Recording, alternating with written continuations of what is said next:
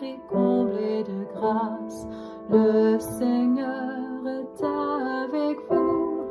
Vous êtes bénie entre toutes les femmes, et Jésus, votre enfant, est béni. Ave Maria, cheia de graça, o Senhor é convosco. Bendita sois vós entre as mulheres, e bendito é o fruto do vosso ventre, Jesus. Santa Maria, Mãe de Deus, rogai por nós, pecadores, agora e na hora de nossa morte. Amém. Sede da sabedoria, rogai por nós. Vamos continuar o nosso curso sobre a economia sacramental, sobre os sacramentos, do Catecismo da Igreja. Vamos iniciar hoje pedindo ao Pai, a fonte de todas as graças, de todas as bênçãos, que Ele, através do Seu Filho, na força do Espírito Santo, nos ajude a penetrar no mistério, nos mistérios que nós celebramos. Aliás, nas missas desta semana, nós temos, na oração pós-comunhão, nós temos falado muito sobre os mistérios. E durante esses dias, o Evangelho tem sido sobre as parábolas. E nas parábolas, Jesus diz: a vós foi revelado os mistérios do reino. A nós, os mistérios do reino foi revelado. Será que foi revelado mesmo? Será que nós aprendemos esta revelação? Revelado foi, sem dúvida. E nós? Como é que nós acolhemos estes mistérios? Então, no nosso último encontro, nós vimos que a fonte da liturgia é a Santíssima Trindade. A obra da liturgia é obra da Santíssima Trindade. Isso aqui nós precisamos ter bastante claro na nossa cabeça, porque a liturgia não é uma obra humana. Se ela fosse uma obra humana, ela seria simplesmente uma recordação. Mas a liturgia ela é um memorial. Por quê? Porque ela é obra do Pai, do Filho e do Espírito Santo. A fonte é o Pai, né, que nos abençoa. A obra é do Filho, porque nós vamos ver hoje essa questão, como é que o Filho atua na Sagrada Liturgia e pela força, não é, do Espírito Santo.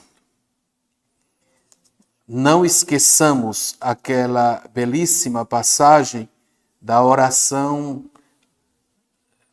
eucarística de número 2. Na verdade, ó Pai, vós sois fonte de toda santidade. Santificai, pois, estas oferendas, derramando sobre elas o vosso Espírito, a fim de que se tornem o corpo e o sangue de nosso Senhor Jesus Cristo. Está vendo? A Eucaristia é obra da Santíssima Trindade. Não é obra do padre, não é obra da comunidade, não. É obra da Santíssima Trindade. Agora, nós vamos estudar o segundo artigo. O mistério pascal nos sacramentos da Igreja, que vai do número 1113 até o número 1130. Nós vimos no nosso outro encontro que a liturgia é obra da Santíssima Trindade. Agora, esta obra da Santíssima Trindade acontece na Igreja. Toda a vida litúrgica da Igreja gravita em torno do sacrifício eucarístico e dos sacramentos. Às vezes as pessoas estudam muito liturgia, mas não estudam sacramentos. Ora, a vida litúrgica da Igreja gravita em torno dos sacramentos. Então é preciso ter uma boa compreensão do que sejam os sacramentos. Porque senão, quando a gente estuda muita liturgia sem sacramentos, a gente fica pensando que a liturgia é uma obra puramente humana. Então a gente pode fazer isso, pode fazer aquilo, pode mudar isso, pode mudar aquilo, é fruto da cultura. Não, não é bem assim. A liturgia, a celebração litúrgica é a moldura, podemos dizer, aonde vai acontecer os sacramentos. Então, se eu não vejo o quadro, a pintura, a moldura pode ser a mais bela, bonita, pode ser belíssima, mas eu não entrei no essencial. E o essencial é justamente os sacramentos. Então, toda a vida litúrgica da igreja, sacrifício eucarístico e dos sacramentos. Há na igreja 7 sacramentos, né? A gente sabe, o batismo, a confirmação, o crisma, a Eucaristia, a penitência, a unção dos enfermos, a ordem, o matrimônio. Nós vamos hoje tratar daquilo que é comum do ponto de vista doutrinal aos 7 sacramentos. A gente, vamos dizer assim, nós estamos ainda na sacramentologia geral. Depois é que a gente vai ver, não é cada sacramento. Mas neste momento é a sacramentologia geral. Primeiro ponto, os sacramentos de Cristo. Os sacramentos não pertencem somente à igreja. Os sacramentos vêm de Cristo. Fiéis à doutrina das Sagradas Escrituras, às tradições apostólicas e ao sentimento dos padres, né, professamos que os sacramentos da nova lei foram instituídos por nosso Senhor Jesus Cristo. Isso aqui é um pontozinho do Concílio de Trento. Então, o Concílio de Trento vai nos dizer que os sacramentos foram instituídos por nosso Senhor Jesus Cristo. Novidade? Não. O que o Concílio de Trento está dizendo é aquilo que toda a história da igreja já dizia. Então, o Concílio de Trento apenas reafirma aquilo que está na Bíblia, aquilo que está nas tradições dos apóstolos e aquilo que está também do sentimento unânime dos padres. Agora, o concílio não diz como foi que Jesus Cristo instituiu cada sacramento.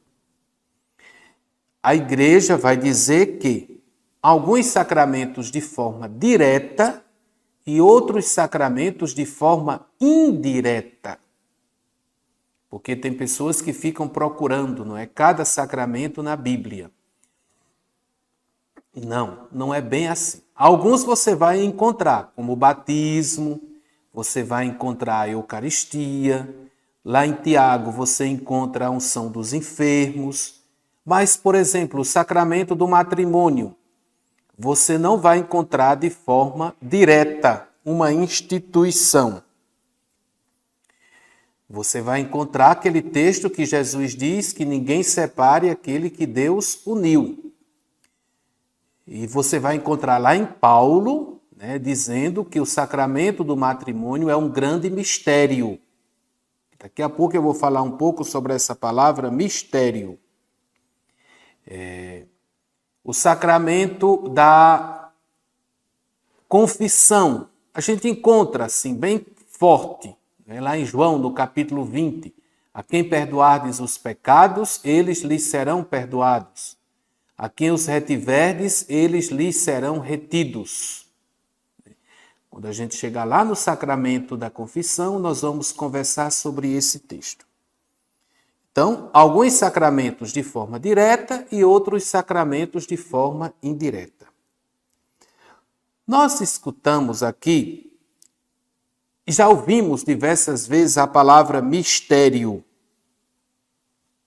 Mistério aqui não é simplesmente uma coisa escondida, como a gente costuma dizer. É mistério, né? A gente diz no popular. Então, se é mistério, ninguém sabe. É uma coisa misteriosa, uma coisa que ninguém sabe. Mistério aqui tem um outro sentido. Além de ser algo que tem algo que a gente não consegue compreender. Mistério na Bíblia significa o plano de salvação de Deus, o projeto salvífico de Deus. O mistério revelado, vai dizer São Paulo. E qual foi esse mistério revelado? De todos os povos, Deus quer formar um único povo. Está vendo? Mistério revelado. Agora, no início da igreja, no século II, no século III, os sacramentos eram chamados de mistérios. Os mistérios. A celebração dos mistérios. Eu falei no início da nossa conversa que nas orações da missa, durante estes últimos dias, a gente escuta falar: recebemos estes mistérios, celebramos estes mistérios. Isso aqui vem do século II, do século III, do século IV. Né? Santo Ambrósio, ele escreveu uns livrinhos de catequese, onde ele chamava os sacramentos os mistérios. Essa palavra sacramento ainda não era bem usada. Ou então estava tendo assim uma passagem da palavra mistério para a palavra sacramento. Sacramento significa coisa sagrada. Então, se você comprar na Paulus, não é? O livrinho de Santo Ambrósio, você vai encontrar um livrinho sobre os mistérios, batismo, crisma e eucaristia, sobre os sacramentos, batismo, crisma e eucaristia. Quer dizer, estava vendo essa passagem. Então, os mistérios que nós celebramos são os sacramentos. Está vendo? Aí, veja bem, aprofundando aqui um pouquinho para nós, mistério é o plano de Deus, o projeto de Deus, que começa no livro do Gênesis e vai até o livro do Apocalipse. No livro do Apocalipse, nós temos a volta para o paraíso. Então, o mistério é todo esse projeto de Deus. Todo esse projeto de Deus, ele se condensa em cada celebração. Aqui está, assim, uma coisa belíssima, que nós precisamos parar um pouco para contemplar. Todos esses mistérios, todo esse mistério de Deus, né? Quando nós celebramos a Eucaristia, nós estamos celebrando todo o mistério de Deus, todo o projeto de Deus para a vida humana. Quando celebramos o batismo, quando celebramos o sacramento da penitência, todo o mistério de Deus se concentra ali, né? Naquela celebração. Então a gente toca no mistério, a gente toca no projeto de Deus. A gente toca no plano de Deus. Pois bem, agora, continuando, as palavras e as ações de Jesus durante sua vida oculta e durante seu ministério público já eram salvíficas. Toda a vida de Jesus é mistério. Todas as ações de Jesus são mistério. Todas as palavras de Jesus são mistério. Tudo que Jesus fez, tudo que Jesus ensinou é para a nossa salvação. É salvífica. Aqui a gente vê os 30 anos que nosso Senhor passou em silêncio em Nazaré. Foi para a nossa salvação. Porque hoje nós vivemos numa sociedade muito apressada, muito ativista. Então a gente se detém muito naquele Cristo que saiu para pregar, para curar, para fazer todas aquelas ações. Ora, aquilo ali da vida de nosso Senhor foram 3 anos. 3 anos. 30 anos nosso Senhor passou em silêncio, vivendo a vida comum de Nazaré. Aqui é de uma beleza muito grande. Aqui tem tantas lições para a nossa vida, mas a gente não pode se deter um pouco agora.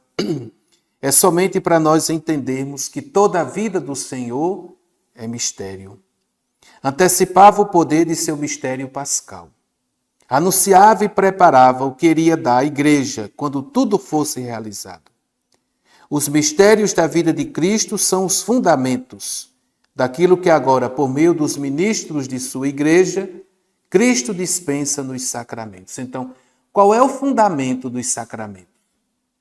A prática, a vida de Jesus. Os mistérios da vida de Cristo. Cristo fez o quê? Cristo perdoava. Então, a igreja continua o mistério do perdão de Cristo. Está vendo? Cristo curava. A igreja continua através do sacramento da penitência, através também do sacramento da unção dos enfermos, a missão de Cristo. Então, a igreja, ela é continuadora da missão de Jesus. Aquilo que Jesus fez, a igreja continua. São Leão Magno vai dizer assim: aquilo que era visível em nosso Salvador passou para seus mistérios. Porque São Leão Magno chamava os sacramentos de mistérios. Então, a prática de Jesus continua na igreja, através dos sacramentos. Que é muito importante, não é? É porque os sacramentos, eles me impulsionam, eles me concedem a graça de viver a vida de Jesus. Os sacramentos são forças que saem do corpo de Cristo. Sempre vivo e vivificante. São ações do Espírito Santo, operante no corpo de Cristo, que é a igreja. São as obras-primas de Deus na nova e eterna aliança. Olha, as maravilhas de Deus. Os sacramentos são as maravilhas de Deus. Aí vejamos, no Antigo Testamento, quais eram as maravilhas de Deus? Deus criou o céu e a terra, criou o homem. Depois, Deus libertou o homem do Egito. Deus deu a Israel o pão para Israel comer, o maná. Deus deu a água através de uma pedra. Então, todas essas maravilhas, tem muito mais. Cristo continua no Novo Testamento. Essas maravilhas do Antigo Testamento, a gente diz que são prefigurações daquilo que Cristo fez. São figuras, mas são as mesmas realidades, agora levadas à perfeição. Então, Cristo fez o quê? Cristo recria, Cristo cura, Cristo liberta, Cristo salva, Cristo perdoa. As ações do Antigo Testamento que Deus fez para com seu povo. Essas ações de Cristo continuam na Igreja de Cristo. Então, eu disse para vocês que o mistério é o plano de Deus desde a criação até a consumação, até o Apocalipse, até a parousia, como nós chamamos. Pois bem, Antigo Testamento teve suas maravilhas, essas maravilhas chegam à plenitude em Cristo e na Igreja. Então, é a mesma ação de Deus, desde a criação até a restauração final de todas as coisas. A recriação de todas as coisas. Agora, isto que Deus vai fazendo no mundo é recriado, é condensado, é celebrado, vivenciado nos sacramentos. Por isso que as pessoas ficam dizendo que o mundo está mal, que a gente caminha para a destruição. Caminha não, minha gente. Vocês podem ler lá, Apocalipse, capítulo 21 e 22. Ali é o final das coisas, o que vai acontecer no final de tudo. Nós não caminhamos para a destruição. Nós caminhamos para a libertação, para a renovação, para a transformação do mundo. Nós caminhamos para isso. E celebramos em cada Eucaristia. E é por isso que o cristão não pode ser pessimista, viu? Não seja pessimista na sua vida. De jeito nenhum. Porque você celebra a vitória de Deus sobre o poder do mal em cada sacramento. Como é que você ainda é pessimista? Então nós vimos, os sacramentos são obra de Cristo, mas os sacramentos também são da Igreja. Graças ao Espírito Santo que conduz à verdade plena, a Igreja reconheceu pouco a pouco este tesouro recebido de Jesus e precisou sua dispensação. Quer dizer, organizou como é que este sacramento vai ser celebrado e como é que este sacramento vai ser vivenciado na comunidade, na igreja. A igreja tem este poder. Não foi a igreja que instituiu o sacramento, mas a igreja pode organizar a sua efetuação na igreja. A dispensação, a disciplina do sacramento. A gente vê isso no sacramento da penitência. Nós vamos ver lá quando a gente for estudar como era o sacramento da penitência nos primeiros séculos, depois na Idade Média, hoje. Então, a igreja vai organizando a forma como se celebra e a forma como se deve administrar este sacramento. Do mesmo jeito como ela fez com a Bíblia, né? A Bíblia é fruto da igreja. Foram os bispos reunidos em concílio que disseram quais eram os livros inspirados e quais os livros que não eram inspirados. Assim, ao longo dos séculos, a igreja foi discernindo que entre suas celebrações existiam 7 que, no sentido próprio da palavra, são sacramentos instituídos pelo Senhor. Os sacramentos são da igreja, no duplo sentido de que existem por meio da igreja e para a igreja. Sem a igreja não existe sacramento. Porque o que é a igreja? A igreja é o corpo de Cristo. Não é Cristo atuando no mundo? Então, sem a igreja, sem o corpo de Cristo, tem como existir sacramento. São por meio da igreja, pois esta é o sacramento da ação de Cristo, operando em seu seio, graças à missão do Espírito Santo. E são para a igreja, pois são esses sacramentos que fazem a igreja. Por exemplo, como é que a igreja aumenta o número dos seus membros? Através do sacramento do batismo. A Eucaristia faz a igreja e a igreja faz a Eucaristia. Há uma dupla aí, não é? Manifesta e comunicam aos homens, sobretudo na Eucaristia, o mistério da comunhão do Deus amor, uno em 3 pessoas. Formando com Cristo cabeça como que uma única pessoa mística, lembremos, a igreja é o corpo de Cristo. Né? A gente diz até corpo místico de Cristo. Então, formando com a sua cabeça uma única pessoa mística, a igreja, quem disse esta frase foi o Papa Pio XII, na encíclica Mystici Corporis. A igreja age nos sacramentos como comunidade sacerdotal, organicamente estruturada. Pelo batismo e pela confirmação, o povo sacerdotal é capacitado a celebrar a liturgia. Por outro lado, certos fiéis, revestidos de uma ordem sagrada, são instituídos em nome de Cristo para apacentar a igreja por meio da palavra e da graça de Deus, que é o sacramento da ordem, né? O padre, o bispo. O ministério ordenado ou sacerdócio ministerial está a serviço do sacerdócio batismal. Onde é que o ministério ordenado encontra sua razão de ser? No sacerdócio batismal, no serviço que presta aos fiéis. Nós somos os ecônomos, os dispensadores, que temos a missão de alimentar o povo de Deus. Alimentar o povo de Deus com o pão da palavra e alimentar o povo de Deus com o pão da Eucaristia.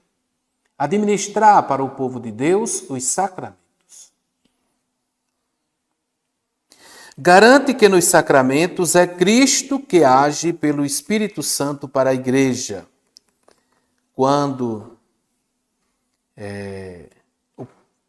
não somos nós, não é o padre que transforma o corpo, que transforma o pão e o vinho no corpo e no sangue de Cristo.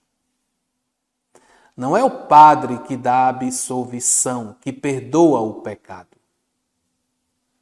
Não.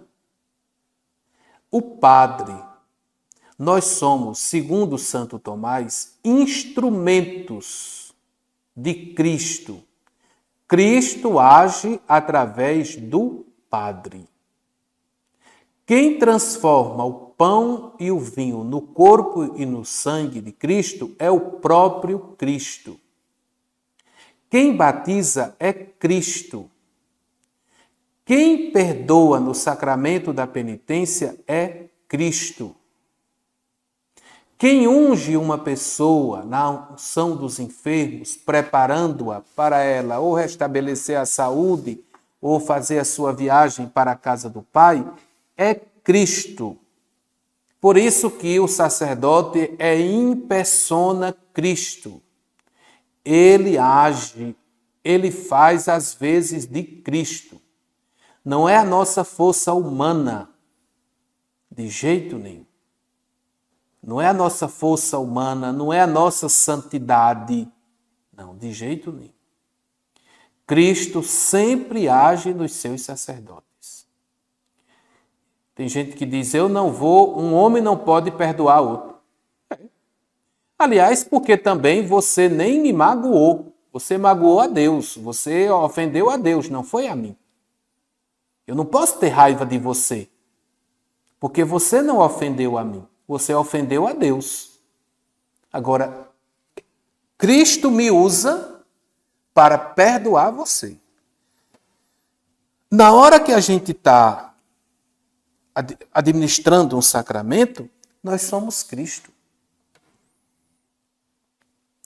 A missão de salvação confiada pelo Pai a seu Filho encarnado é confiada aos apóstolos e, por meio deles, a seus sucessores. Recebem o Espírito de Jesus para agir em seu nome e em sua pessoa. Está vendo? Eu ajo em nome de Cristo e na pessoa de Cristo. Por isso que, quando é na hora da consagração, a gente usa as palavras da instituição, como se fosse... É Cristo que está dizendo aquelas palavras. Agora, Ele está usando a minha boca, minhas mãos, minha cabeça, meus olhos. Mas é Ele que está falando. Recebem o Espírito de Jesus para agir em seu nome e em sua pessoa. Está vendo? Você pode olhar lá no Evangelho de João, no capítulo 20, versículo 21 a 23, em Lucas, no capítulo 24, versículo 47, Mateus, capítulo 28, de 18 a 20, a gente vai encontrar a confirmação bíblica dessa verdade cristã. Assim, o ministro ordenado é o elo sacramental, que liga a ação litúrgica àquilo que disseram e fizeram os apóstolos, e por meio destes ao que disse e fez Cristo, fonte e fundamento dos sacramentos. Os sacramentos do batismo, da confirmação e da ordem conferem, além da graça, um caráter sacramental ou selo, pelo qual o cristão participa do sacerdócio de Cristo e faz parte da Igreja, segundo estados e funções diversas. Por isso que não se recebe o batismo duas vezes. O batismo válido é o primeiro, desde que seja batizado derramando água na cabeça e dizendo as palavras: te batizo em nome do Pai, do Filho e do Espírito Santo. O sacramento da ordem e o sacramento da crisma também não se confere duas vezes, porque ele imprime um caráter. O que é esse caráter? Qual é o caráter do sacramento do batismo? É que você se tornou cristão. Então, se você for para o inferno, você continua sendo cristão. Você não vai deixar nunca de ser cristão. Agora, né, tem uma moda das pessoas lá na Europa chegarem para a igreja e dizer, olha, risca meu nome aí que eu não quero mais ser cristão. Não é um nome que vai dizer que você é cristão ou não. O nome lá na igreja, nos documentos da igreja. É o batismo que você recebeu. E ele imprime um caráter. Então você continua sendo cristão. É a mesma coisa do sacramento da ordem. Uma vez recebendo o sacramento da ordem, vai ser sempre padre. Quem quer casar, deixa as funções, não é? Mas continua sendo padre. Não tem como tirar. Uma vez um professor meu dizia assim, eu sou padre até no inferno. Não tem como você tirar, deixar. Não. Você não exerce mais as suas funções, né? Que a gente chama suspenso de ordem. Mas o caráter que você recebeu continua em você. Esta configuração com Cristo, você se configura com Cristo. O sacramento do batismo se configura com Cristo, Cristo membro. O sacramento da ordem, eu me configuro com Cristo cabeça. É uma configuração a Cristo. E com a igreja, realizada pelo Espírito, é indelével. Está vendo? Não se muda, não se tira. O Concílio de Trento vai dizer isso. É indelével. Não tem essa história de dizer assim, eu vou tirar isto. Tem gente que é batizado na igreja católica, depois vai batizado em outras igrejas, e conversa, continua sendo católico. Porque o batismo imprime um caráter em você. Não tem como. É uma marca indelével porque ninguém tira. Permanece para sempre no Cristo como disposição positiva para a graça. Quer dizer, nunca você vai se separar do Cristo, não é? Até chegar à sua morte. Mesmo que você viva distante, mesmo que você viva no pecado, mas há um elo que liga você a Cristo. E por isso que há a possibilidade de um dia você voltar para Cristo. Por isso que é tão maravilhoso, não é? O batismo de criança nos torna filhos de Deus, membros da igreja e nos une a Cristo, né? Às vezes aquela pessoa passa por tantos caminhos durante a sua vida, tantos caminhos errados, mas de qualquer forma tem um elo, tem uma ligação com Cristo através do batismo, como promessa e garantia da proteção divina, tá vendo? E como vocação ao culto divino e ao serviço da igreja. Por isso, estes sacramentos nunca podem ser reiterados, nunca podem ser dados duas vezes. Né? A gente encontra pessoas que estão vivendo uma vida terrível, mas são batizadas. Não é? Há um elo destas pessoas com Cristo, há uma ligação delas com Cristo. Os sacramentos também são os sacramentos da fé. Cristo enviou seus apóstolos para que em seu nome fossem proclamados a todas as nações o arrependimento para a remissão dos pecados. A missão de batizar, portanto, está implícita na missão de evangelizar. A missão sacramental está implícita na missão de evangelizar. Pois o sacramento é preparado pela palavra de Deus e pela fé. É tanto que, porque a igreja batiza crianças? Porque a igreja acredita que os pais e os padrinhos vão encaminhar aquela criança na vida da fé.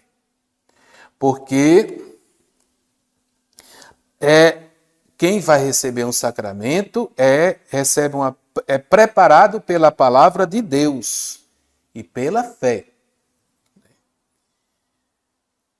A proclamação da palavra é indispensável ao ministério sacramental, pois se trata dos sacramentos da fé, e esta nasce e se alimenta da palavra. você recebe, se você é adulto e você quer receber o batismo, você recebe uma graça, não é a graça preveniente, a graça anterior ao batismo que está lhe atraindo para Deus. E precisa da fé, o assentimento da pessoa. A fé como assentimento. O que é como assentimento? Você está dizendo o seguinte: pela minha lógica, pela minha razão humana, eu dou crédito a esta palavra. Então é um assentimento humano. É ação divina, mas ainda é um assentimento humano. Agora, quando você recebe o batismo, aí você recebe a fé, a esperança e a caridade. Aí vem essa dimensão da fé como dom de Deus. Os sacramentos destinam-se à santificação dos homens, à edificação do corpo de Cristo e ao culto a ser prestado a Deus. Então, qual é a finalidade dos sacramentos? A santificação, a edificação do corpo de Cristo e ao culto. São os três destinos, né? As três finalidades da gente receber os sacramentos. Sendo sinais, destinam-se também à instrução. Não só supõem a fé, mas por palavras e coisas também a alimentam, a fortalecem e a exprimem. Por isso são chamados de sacramentos da fé. Essa fé nós recebemos de quem? Da igreja. Esta é a fé da igreja que professamos. A fé da igreja é anterior à fé do fiel, que é convidado a aderir a ela. Quando a igreja celebra os sacramentos, confessa a fé recebida dos apóstolos. Por isso que diz, né? Lex orandi, lex credendi. A lei da oração é a lei da fé. A lei da oração é a lei da fé. Ou seja, a igreja traduz em sua profissão de fé aquilo que expressa em sua oração. A liturgia é um elemento constitutivo da santa e viva tradição. Eu sempre costumo dizer que o missal é o primeiro manual de teologia. É o missal. Porque ali está a fé da igreja. Aquilo que a igreja acredita. E aquilo que a igreja acredita é aquilo que a igreja reza. É por isso que nenhum rito pode ser modificado ou manipulado ao arbítrio do ministro ou da comunidade. Não, nenhum de nós. Nenhum padre pode mudar o rito da missa. Nenhuma comunidade pode mudar o rito dos sacramentos. O rito dos sacramentos nos é proposto pela Igreja. Nem mesmo o Papa pode mudar a seu bel querer. De forma nenhuma. Pode alterar a liturgia, mas somente na obediência da fé e no religioso respeito do mistério da liturgia. Então há todo um estudo, toda uma caminhada para haver algumas mudanças, mas não se pode tocar na essência do sacramento. Então, às vezes a gente vê aí, não é? Olha, é tão importante a fidelidade aos ritos litúrgicos, não é? A fidelidade ao missal, rezar as orações do missal, na missa seguir as orações do missal, a oração eucarística. É tão importante isso, não é? Essa fidelidade, porque mostra uma outra coisa também muito importante, né? Eu não sou o dono da liturgia. A liturgia é um dom de Deus. Através da sua igreja, Ele me dá este dom. Cada oração daquela é uma escola de oração, mas também uma escola de teologia. Então, ser fiel à disposição do missal, ser fiel às orações do missal, rezá-las com amor e com devoção.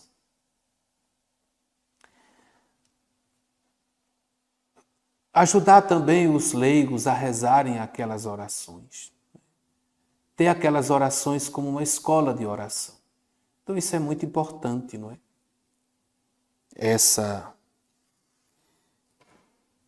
essa obediência.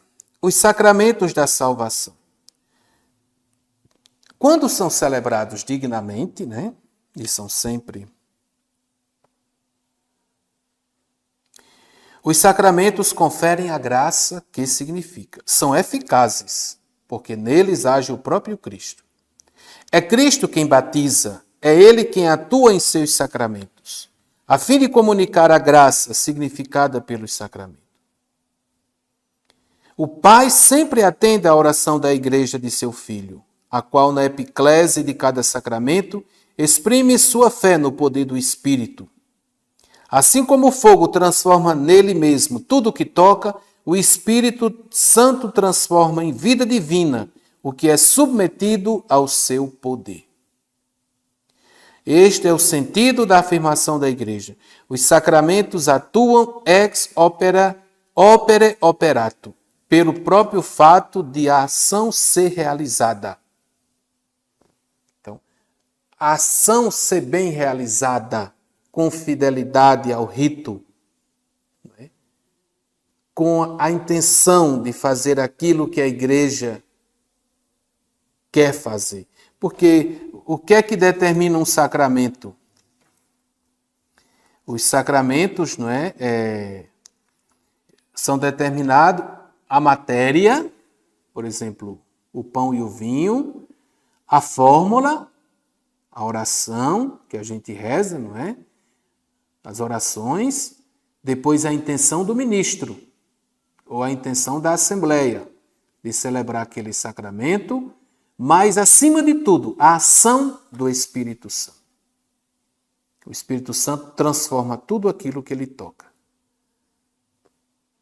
Daí segue-se que o sacramento não é realizado pela justiça do homem, que o confere ou o recebe, mas pelo poder de Deus. Se fosse pela justiça do homem que o confere, nós padres somos muito pecadores. Mas não é. Jesus atua através de nós, mesmo nós sendo tão pecadores, né? Mas Jesus atua para salvar a sua igreja, para salvar a sua humanidade, para nos salvar também. Agora, estes sacramentos que atuam, que realizam, precisa da resposta do homem. A partir do momento em que um sacramento é celebrado em conformidade com a intenção da Igreja, o poder de Cristo e de seu Espírito agem nele e por ele, independentemente da santidade pessoal do ministro. A realização do sacramento não depende da santidade do ministro. É claro que, se o ministro está indigno, ele comete um sacrilégio. Mas o problema, vamos dizer assim, é com ele. Não vai afetar o sacramento. De jeito nenhum, não. Ele peca. Ele está cometendo um pecado. Tranquilamente. Isso pode se dizer tranquilamente, né? E ele precisa se confessar. Como todo cristão, como todo mundo faz, né? Precisa procurar outro padre. Ele não vai se confessar no quarto diretamente com Deus, não. O sacerdote tem que procurar um outro sacerdote para receber a absolvição do seu pecado. Mas se ele celebra, se ele não teve a oportunidade de se confessar, e ele celebra, mesmo com aquele pecado, ele confere verdadeiramente o sacramento. Porque o sacramento não depende da santidade do ministro. Agora, Santo Tomás de Aquino diz uma coisa assim bem interessante. Ele diz assim, agora se você sabe alguma coisa que não é muito legal, e você vai para a missa e fica julgando o padre, então é melhor você procurar uma outra igreja. Santo Tomás vai dizer isso, né? Se você vê que a pessoa Você está lá na missa, tem gente, às vezes fica na missa, não é, olhando e sabe de algum problema que o padre está vivendo, está passando, e aí fica julgando, criticando, fica falando. Não, aí você já está pecando. Então, o que você deve fazer é o seguinte: vá para outra igreja, procure com outro sacerdote. Agora, não entre nessa, que é muito comum no nosso povo, né? É claro, meu irmão e minha irmã, que a santidade do ministro, ela é muito grandiosa. A gente vê um São João Maria Vianney, a gente vê um Padre Pio, um Frei Damião, né? Como a santidade atrai. E não tem coisa mais bela para o povo de Deus do que contemplar no seu sacerdote e dizer assim: ele vive a santidade. Né? A santidade, ela é muito importante. Ela não é determinante para a validade do sacramento, mas ela é importante.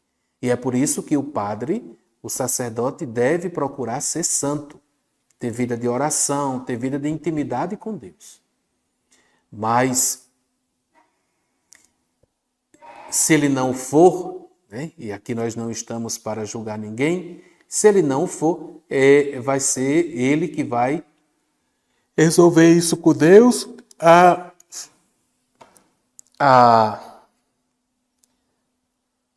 O fruto do sacramento não vai ser atrapalhado, não. Contudo, os frutos dos sacramentos dependem também das disposições de quem recebe. Ex opere operato.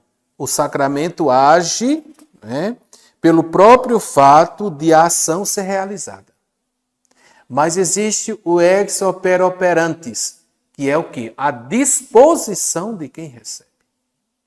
Santa Catarina de Sena, ela diz a seguinte: eu não sei por que é que a igreja, os fiéis, não são incendiados de amor por Deus quando comungam. Por quê? Porque muitas vezes as nossas disposições não estão totalmente abertas.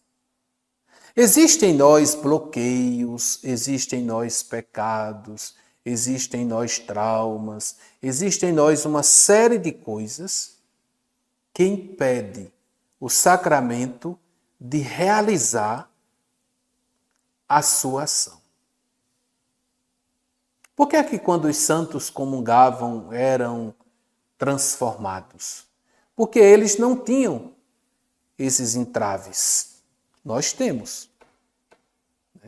Às vezes eu vejo muito, não é? É o sacramento do crisma. Uma multidão de jovens se crismam. E aí tem gente que diz assim: o jovem se crisma, mas depois o jovem vai embora da igreja. Não valeu. Valeu, meu irmão. É um sacramento. O sacramento age pela sua própria força. Agora, falta a disposição de quem recebe. Mas eu tinha um professor que ele dizia o seguinte: sacramento, ele tinha um conceito muito interessante sobre o sacramento. Dizia, sacramento é uma mensagem, é uma comunicação. E aí eu vou usar o exemplo do WhatsApp. Uma pessoa manda para você uma mensagem. Você recebe aquela mensagem. Mas aí você não responde aquela mensagem na hora. A mensagem passa 2, 3 dias para você responder. Então é como os sacramentos. Deus manda a sua mensagem. Agora, a nossa resposta é lenta. Às vezes um jovem daquele que se crismou, ele só vai descobrir a mensagem e dar uma resposta para aquela mensagem quando ele vai participar de um EJC, quando ele vai participar de um ECC, quando ele vai participar de um retiro, às vezes 20, 30 anos depois. Está vendo? Deus, quando a gente é batizado, Deus manda a mensagem. Você quer ser meu filho? Às vezes uma pessoa com 70 anos é que vai responder, quero. Pronto. respondeu a mensagem. Porque da parte de Deus é eficaz. Não tem problema. Da parte de Deus é tranquilo, porque Deus é fiel. Agora, o que vai demorar a resposta é da nossa parte, mas Deus é paciente. Não é assim como nós somos, não é? Que uma pessoa manda a mensagem e se a gente não responder na mesma hora, pega uma briga depois. Não. Deus é paciente e Ele espera. Quantas vezes a resposta se dá num leito de hospital? Do batismo que recebeu, do crisma que recebeu, das eucaristias que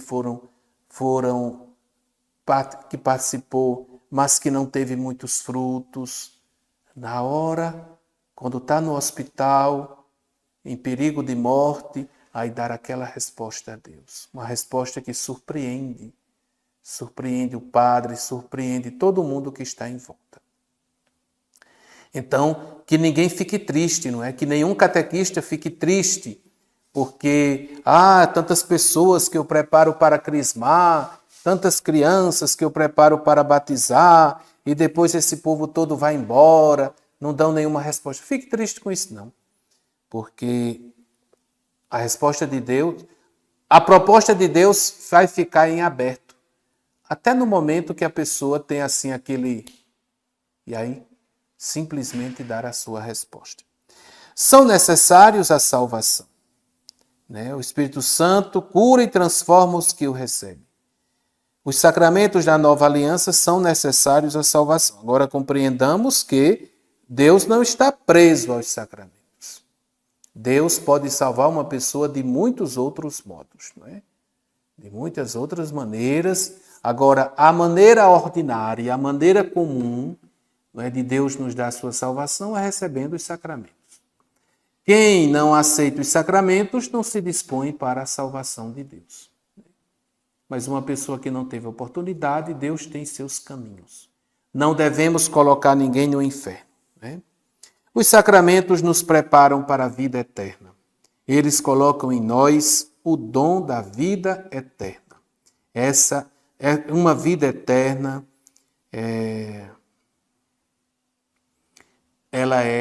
já começa neste mundo. O fruto da vida sacramental é que o espírito de adoção deifica os fiéis, unindo-os vitalmente ao Filho único Salvador.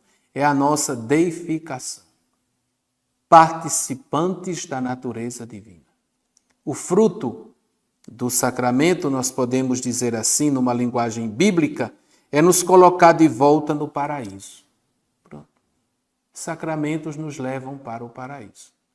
E lá no paraíso nós temos a intimidade com Deus. Encerremos este nosso momento, não é? Agradecendo ao Senhor nosso Deus pela sua infinita misericórdia e por Ele nos dar a graça dos sacramentos. Peçamos também ao Senhor que Ele nos ajude a corresponder aos sacramentos que celebramos e que cada dia nos dê uma sede maior de participarmos dos seus mistérios, principalmente da Santa Missa. Isto pedimos por Cristo nosso Senhor. Amém. Sainte Marie, Mère de Dieu, priez pour nous, pauvres pécheurs,